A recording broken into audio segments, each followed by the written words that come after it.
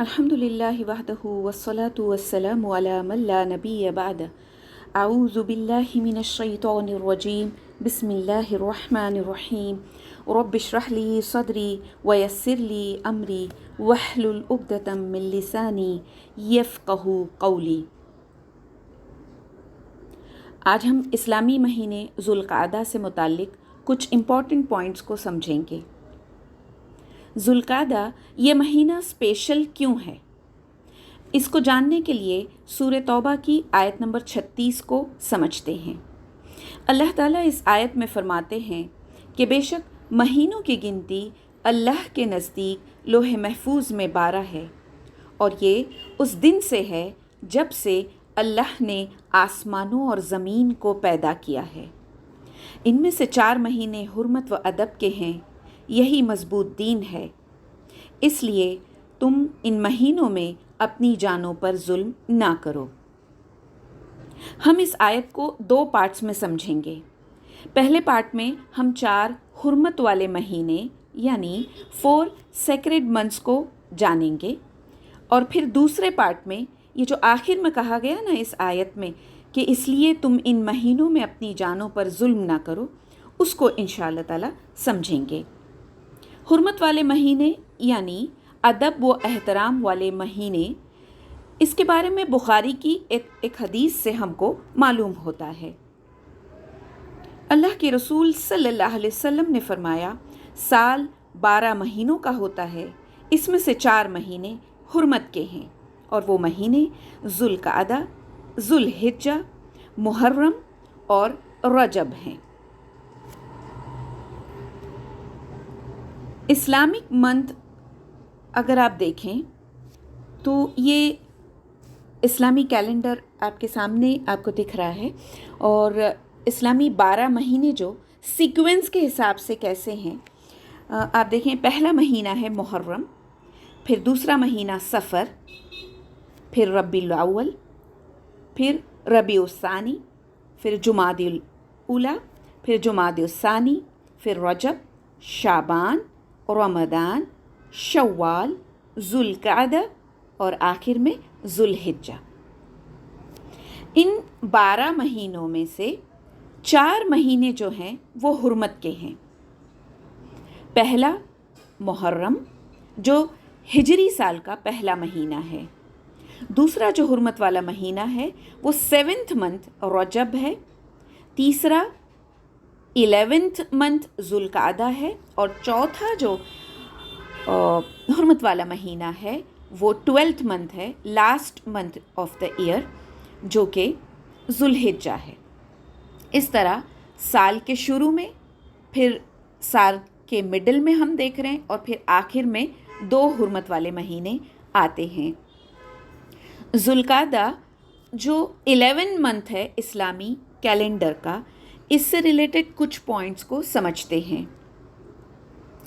ذوالقعدہ ایک elite month ہے کیونکہ اللہ نے اسے حرمت والے مہینوں کے لیے چوز کیا، جیسے کہ اللہ تعالیٰ قرآن میں فرماتے ہیں وہ جسے چاہتا ہے اسے کریٹ کرتا ہے، اور پھر وہ جسے چاہتا ہے اس کو چوز بھی کرتا ہے۔ اس لیے ہمیں اس مہینے کا ادب و احترام کرنا چاہیے، کیونکہ یہ حرمت والا یعنی حرمت کا مطلب ہوتا ہے عزت، ادب و احترام والا مہینہ ہے۔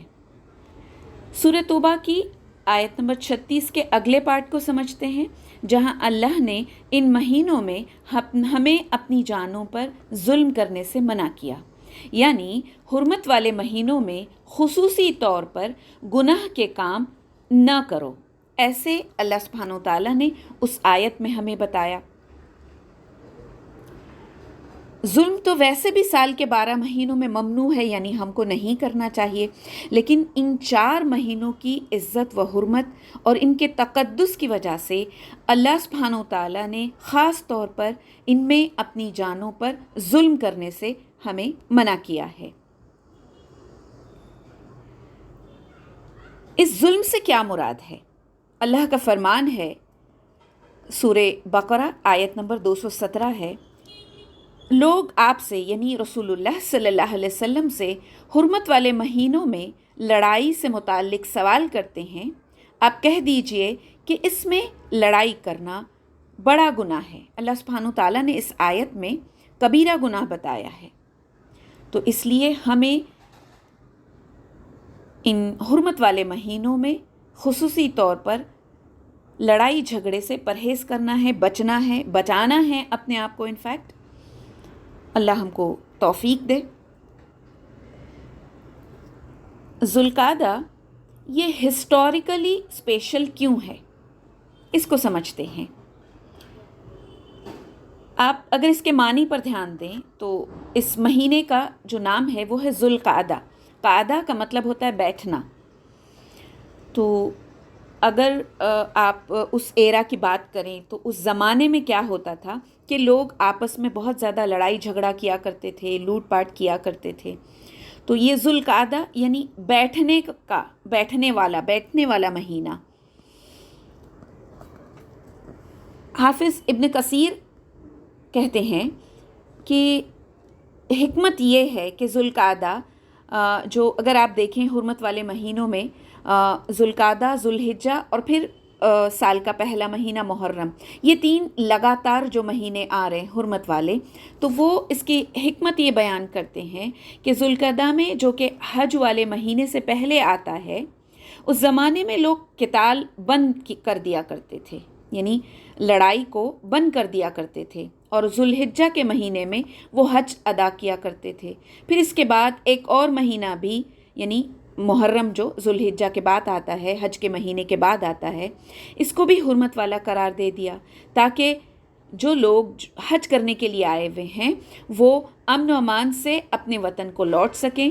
ذوالحجہ سے پہلے والا مہینہ ذوالقعدہ ہے، وہ اس مہینے میں آئیں، اپنی حج کی ادائیگی کریں اور پھر اگلے مہینے تک لوٹ جائیں۔ پھر سال کے درمیان میں ایک اور مہینہ حرمت والا قرار دیا، اور وہ کون سا ہے؟ رجب، جس کو ہم نے تھوڑی دیر پہلے دیکھا۔ تو وہ حافظ ابن کثیر بتاتے ہیں کہ وہ جو بیچ والا مہینہ رجب ہے وہ حرمت والا قرار دیا تاکہ لوگ اس میں عمرہ اور زیارت بیت اللہ کے لیے امن سے آ جا سکیں، تو پیسفلی یہ جرنی ہو جائے۔ اس لیے جو ہے وہ یہ 4 مہینے وہ حافظ ابن کثیر جو ہے وہ بتاتے ہیں کہ اس وجہ سے ان 4 مہینوں کو حرمت والا اللہ سبحانہ تعالیٰ نے قرار دیا۔ حرمت والے مہینوں کی 3 مین کیریکٹرسٹکس جو ہم کو سمجھنی ہے۔ سب سے پہلی یہ کہ اللہ نے انہیں چن لیا ہے، اس لیے وہ اسپیشل ہیں ہمارے لیے۔ پھر دوسری کہ ان مہینوں میں لڑائی جھگڑے سے ہم نے بچنا ہے، تھوڑی دیر پہلے ہم نے اس کو سمجھا۔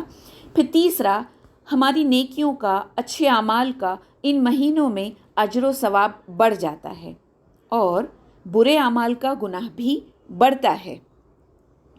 جیسے حافظ ابن کثیر رحمہ اللہ نے حضرت ابن عباس رضی اللہ سے نقل کیا ہے کہ اللہ تعالیٰ نے ظلم کو سال کے 12 مہینوں میں حرام قرار دیا ہے، پھر ان میں سے 4 مہینوں کو خاص کر دیا ہے کہ ظلم ان 4 مہینوں میں نہ کیا جائے، کیونکہ ان 4 مہینوں میں برائی اور نافرمانی کا گناہ زیادہ ہو جاتا ہے، اور نیکی اور عمل، جو صالح عمل، جو نیک عمل ہم کرتے ہیں، اس کا اجر و ثواب بڑھ جاتا ہے۔